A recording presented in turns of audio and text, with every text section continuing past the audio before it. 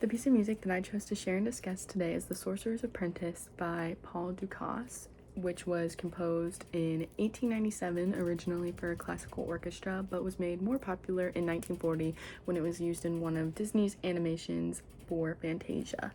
And I chose this piece of music because I played it in my fall orchestra concert a couple months ago, and then I also heard this piece of music on Dancing with the Stars for Disney Night, and it just reminded me like, oh, I played that piece of music, I know it, and it kind of just stuck in my mind. So I just think it's a really cool piece of music, and so I chose to analyze it and discuss it.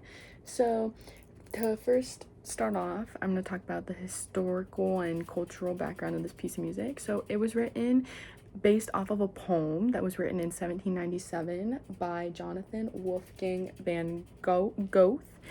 And so this piece was composed 100 years later in 1897, but it was based off of this poem. So this poem and this piece of music tell a story about this sorcerer that was able to turn a broom into a servant, and the sorcerer had an apprentice. So one day when the sorcerer was out, the apprentice was doing chores, needed stuff done, and he didn't want to do it himself. He wanted to use this spell and try to make the broom a servant. And so he was able to do that. The broom became a servant. The broom went out and got water. He was trying to fill his bath with water, and the broom was going out and getting water to fill it up. The problem was he didn't know how to stop the spell. So the broom just kept bringing back more water, and eventually the house or the place was going to flood, and so he was trying to do everything he could to make it stop. He broke the broom into a bunch of pieces. The broom came back, and all of those little pieces were now bringing back water into the house. So it was a mess. Eventually the sorcerer came back and was able to get the spell stopped. But that is what this piece of music portrays. So first, to talk about the melody.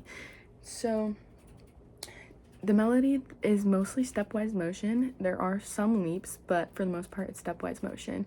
When the main melody comes back around, it's like ba ba ba ba ba ba ba ba ba. So there are a few leaps like ba ba, but for the most part the bum bum bum bum bum bum bum bum bum bum bum, like that part is mainly stepwise motion. So mainly stepwise motion with some leaps here and there.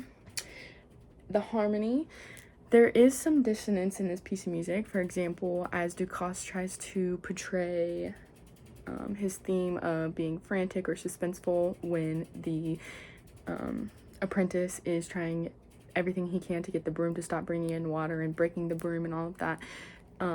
He's creating frantic and suspenseful emotions, so there is some dissonance used in the piece. For tempo, it starts out slower in 3, and it starts out mainly with string instruments and woodwinds such as oboe, flute, piccolo, clarinet, and it speeds up more as more instruments are added and as the piece goes on, and it goes into 1. So brass and percussion get added and the piece goes into 1 and it gets faster, and it continues to speed up and slow down throughout the piece of music as he tells this story. And when the melody comes back around, again, the piece goes faster. At the end of the piece of music, it's going very, very fast, and then right before the end, the piece slows down, instruments drop out, so it's mainly strings and woodwinds, and then the last measure, again, is fast, it's in 1, and all the instruments join back in to finish off telling this story. The meter is triple meter. There are 9/8 bars, which are conducted in 3, and 3/8 bars, which are conducted in 1.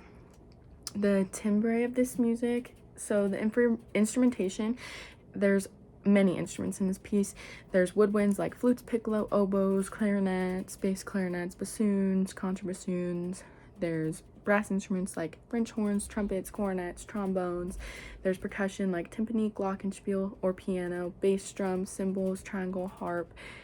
Harp is a string instrument. There's other string instruments that make up the orchestra like violin, viola, cello, bass.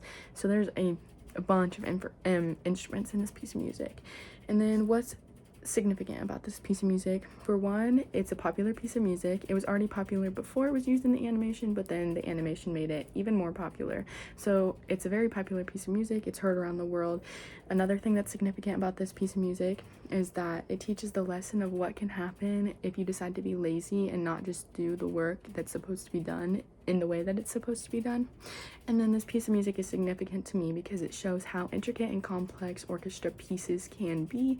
for example, this piece is fast and slow and loud and soft, and it uses a lot of instruments and has complex rhythms and all of that. So it shows how intricate and complex orchestra pieces can be, and just how much goes into orchestra music. And it's also it's a piece of music that's able to keep the attention of the listener, because they aren't going to know what's happening next. It's a suspenseful piece of music, and it tells a story, and it's just interesting and is able to keep the attention of the listener as they listen to the music.